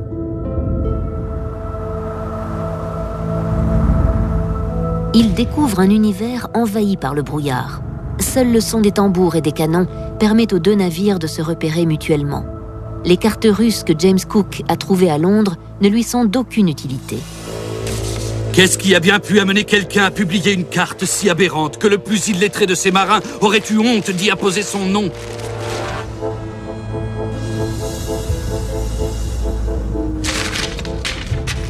Les marins sont horrifiés par le comportement de James Cook. Il les a entraînés dans un brouillard si épais qu'ils distinguent à peine l'extrémité de leur navire. Soudain, un fort bruit de vagues se fait entendre. Cook fait stopper le navire. Lorsque le brouillard se dissipe, l'équipage découvre que le Resolution s'est engouffré dans un défilé étroit entre les rochers. La Providence nous a guidés entre ces rochers où je ne me serais sûrement pas hasardé par temps clair, et jusqu'à un point de mouillage que je n'aurais pas pu mieux choisir. La Providence? Le jugement de Charles Clark est plus ironique. Excellent pilotage, si l'on considère notre parfaite ignorance de la situation. Charles Clark, capitaine du Discovery. Face à la pénurie de viande fraîche, James Cook fait tuer quelques morses et ordonne à ses hommes de les manger. Ces derniers refusent, écœurés. Dans un accès de dépit, il diminue leur ration.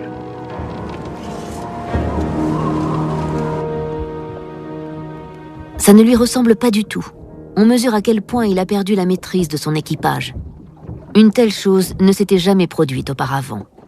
Et les marins prennent une initiative à peine croyable. Ils lui adressent une lettre de doléance. C'est un procédé séditieux. Toutes mes innovations, la choucroute et le reste, n'avaient pour objet que de préserver mes hommes de ce mal terrible qu'est le scorbut.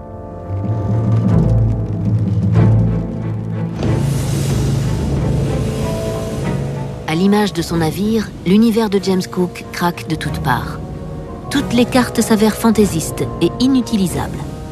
Voilà 1 an qu'il est parti, et après 3 semaines dans l'océan Arctique, il se heurte à un mur de glace, alors que l'hiver n'a même pas encore commencé. Or, la glace est un ennemi redoutable qu'il a déjà forcé à faire demi-tour dans l'Antarctique quelques années plus tôt. Les conditions étaient atroces. Emmener 2 navires sous des latitudes aussi extrêmes dans la glace, c'était très risqué. James Cook a fait voguer ses voiliers de bois et ses équipages aux deux extrémités de la planète, à 70 degrés nord et à 70 degrés sud. Pourtant, cette fois-ci, le grand explorateur est obligé de s'avouer vaincu.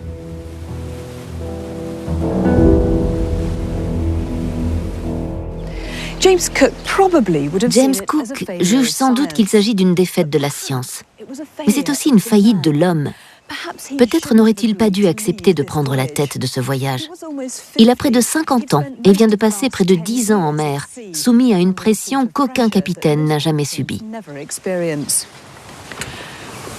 Plus jeune, il semblait se nourrir de cette tension, mais elle le détruit désormais à petit feu. Là où il dirigeait exclusivement par l'exemple, il utilise maintenant les menaces et les intimidations. Peu à peu, il perd le respect de son équipage et de ses officiers, mais aussi des populations rencontrées dans ces nouvelles terres. James Cook est découragé. L'hiver boréal s'annonce. Il ne pourra donc pas reprendre avant des mois ses recherches du passage du Nord-Ouest. Il est obligé de faire escale sous une latitude plus tempérée pour se ravitailler. Le Resolution et le Discovery font demi-tour vers le Pacifique, en direction des îles Sandwich, découvertes à l'aller. Un archipel connu aujourd'hui sous le nom de Hawaï.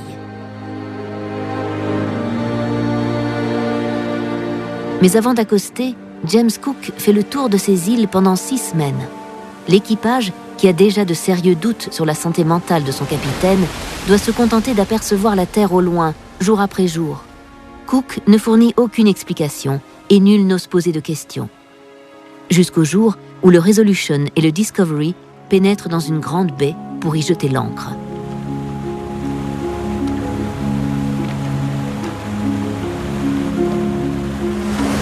L'arrivée dans la baie de Kealakekua n'a pas dû beaucoup changer. L'accueil reçu par James Cook est particulièrement chaleureux. Les Hawaïens sont si nombreux à se précipiter à bord du Resolution et du Discovery que les deux navires commencent à pencher dangereusement. Nulle part, au cours de mes voyages, je n'avais vu autant de personnes assemblées en un même lieu. Outre ceux qui se trouvaient dans les pirogues, le rivage était couvert de spectateurs et des centaines d'autres nageaient autour de nos navires, semblables à des bancs de poissons. Cook découvre avec étonnement qu'il parvient à communiquer verbalement avec ses populations. Ce sont des Polynésiens très proches de ceux qu'il a rencontrés à Tahiti et dans tout le Pacifique. Comment expliquer que cette nation se soit dispersée aussi loin sur ce vaste océan? On les trouve de la Nouvelle-Zélande au sud à ses îles septentrionales et de l'île de Pâques aux Hébrides.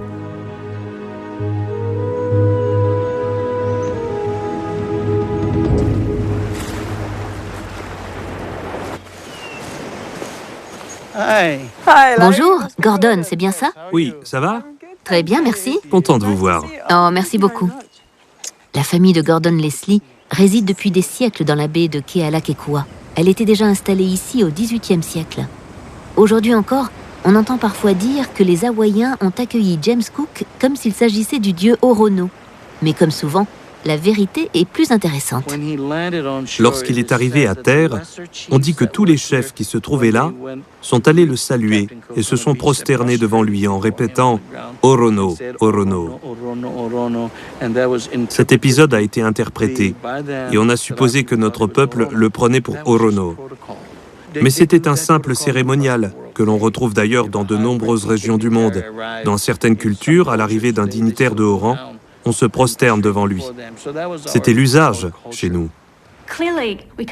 Il est difficile de savoir où est la vérité, mais c'est typiquement une réaction vaniteuse d'Européens que de penser qu'on les voyait toujours comme des dieux. Ce n'était pas forcément le cas. L'une des premières initiatives de Cook est d'envoyer son maître d'équipage, William Bligh, chercher de l'eau et des provisions à terre.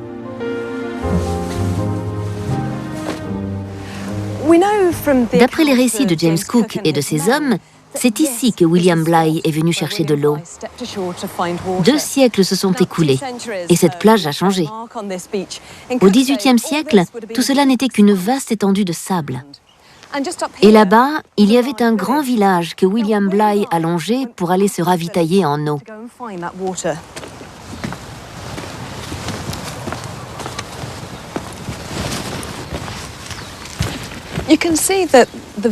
On le voit, il ne reste plus rien de ce village.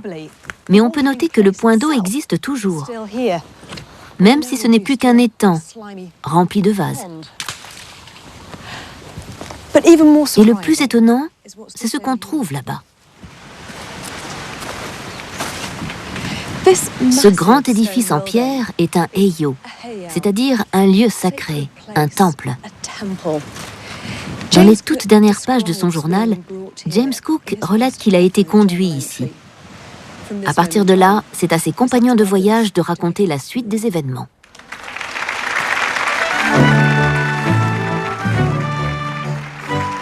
Koa nous conduisit jusqu'au sommet de cette estrade. Nous vîmes à l'entrée 2 grandes sculptures de bois aux traits violemment déformés. Le capitaine Cook fut prié de s'asseoir entre 2 idoles en bois. Koa et Pareas se mirent à découper la chair d'un porc et à nous faire absorber les morceaux. Je n'avais aucune objection à me faire nourrir par Parea, qui était très propre de sa personne. Mais le capitaine Cook, qui était servi par Koa, ne put avaler un seul morceau. Son dégoût n'en fut que plus grand lorsque le vieil homme, selon sa propre idée de la civilité, se mit à lui mâcher la viande avant de la lui donner. James King, lieutenant sur le Resolution.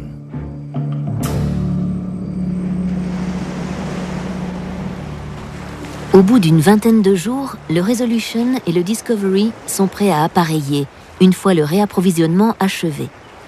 James Cook repart à l'assaut des glaces, en quête du passage du Nord-Ouest. Mais quelques jours plus tard, l'un des mâts du Resolution se brise. Sa négligence pendant la construction du bateau à Londres lui revient en pleine face. Les navires doivent faire demi-tour.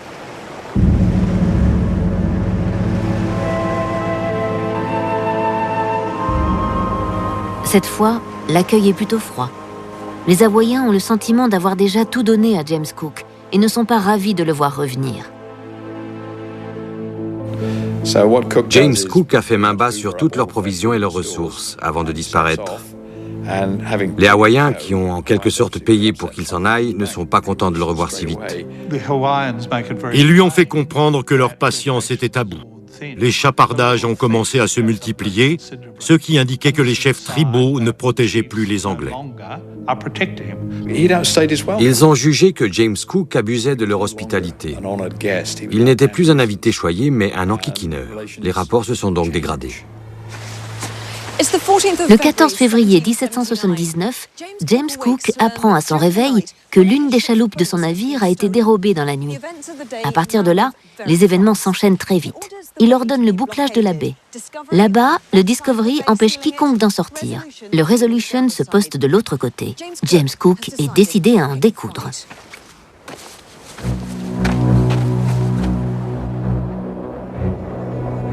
Voilà déjà 40 ans que le jeune garçon a gravi une colline du Yorkshire et s'est pris à rêver de grands horizons.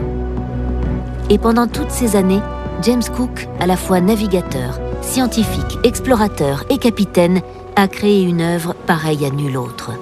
Le nom de James Cook évoque l'un des plus grands héros de l'Empire britannique. Il est le père de la navigation moderne, une science qui réunit l'exploration, l'observation, l'étude des itinéraires et la cartographie. Il est le plus grand des navigateurs. Il savait motiver ses hommes et surtout s'assurer leur soutien. Il veillait sur eux et sur leur santé. Il les a ramenés vivants de plusieurs tours du monde. Pour les Européens, Cook a ouvert les portes du Pacifique Sud.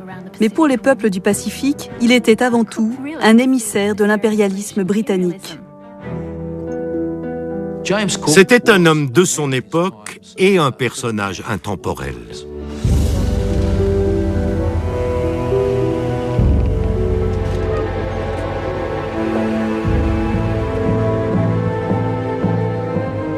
James Cook n'a plus que quelques heures à vivre. Son expédition, l'une des plus ambitieuses de tous les temps, va se terminer dans un bain de sang.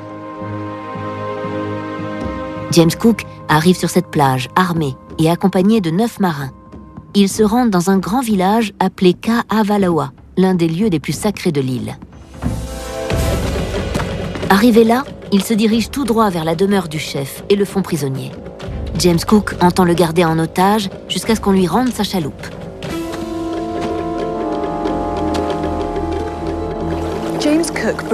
James Cook conduit le chef ici, au bord de l'eau, tandis qu'une foule d'Hawaïens commence à se former.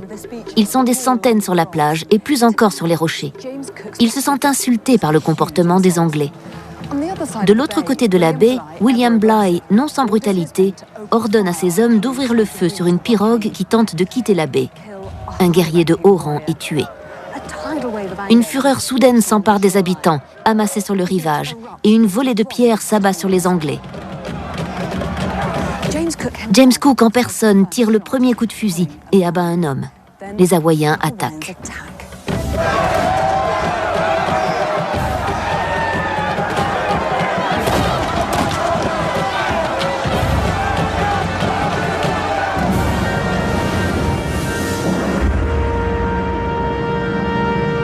A lay of joy, a wise fatal shore. Brave Cook, your great Toronto is no more.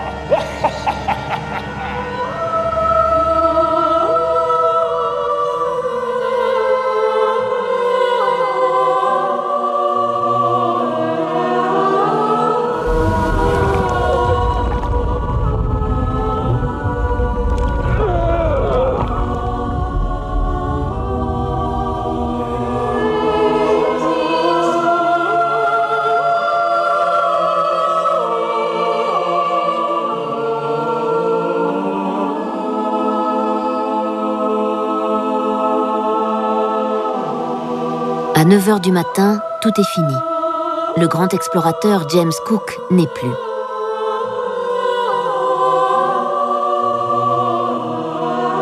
Le silence se fit à bord du navire.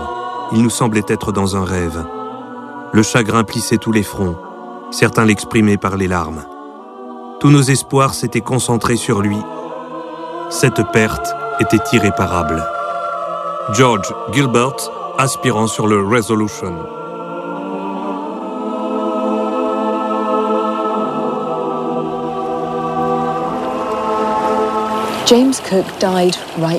C'est ici que James Cook rend son dernier souffle.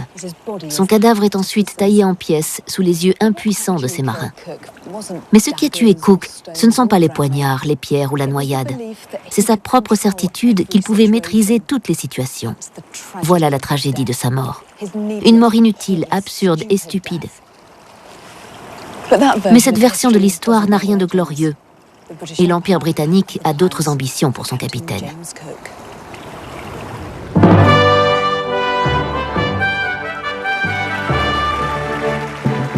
Britannia emmène James Cook jusqu'au ciel. Il faut dire qu'une fois mort, les héros sont plus faciles à contrôler. À ses côtés, la gloire le coiffe d'une couronne de laurier.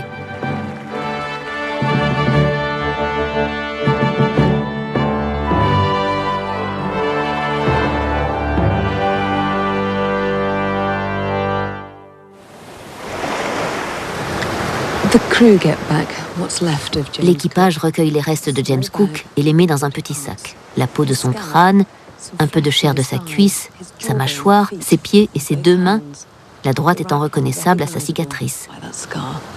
Ils seront inhumés en mer.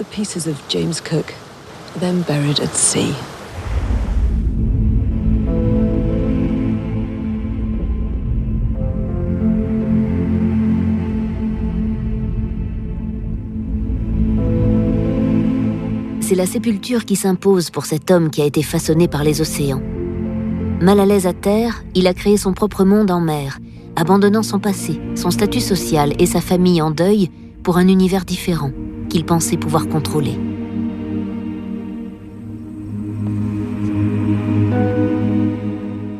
Elizabeth n'apprend la triste nouvelle qu'1 an plus tard, alors qu'elle est en train de confectionner pour James un gilet en tissu tahitien, sans doute en vue de la nouvelle audience qu'il aurait dû obtenir avec le roi. L'audience où il aurait été fait chevalier et où elle serait devenue une lady. À la place, elle sera veuve pour les 56 ans à venir.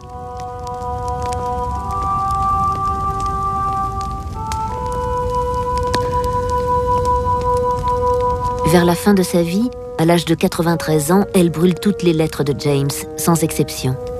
On ignore le contenu de cette correspondance et les raisons de son geste. Je crois qu'elle a voulu garder pour elle seule l'homme qu'était James Cook, son mari, et le père de ses enfants. Non sans ironie toutefois, elle accentue ainsi le caractère mythique et mystérieux de l'explorateur.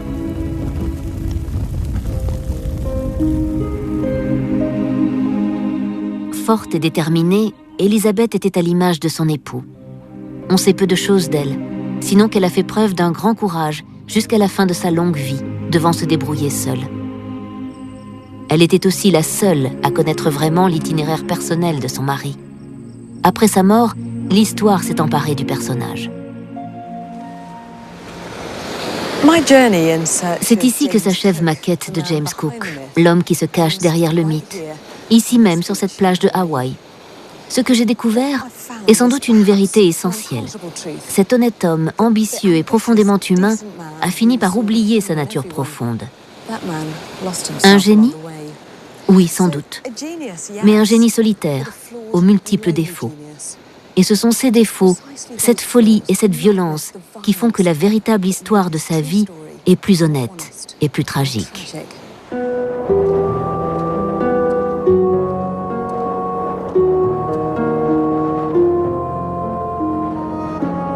Pourquoi faudrait-il blanchir nos héros ? James Cook demeure l'un des plus grands explorateurs que la Terre ait porté. Et la vérité est bien plus fascinante que le mythe.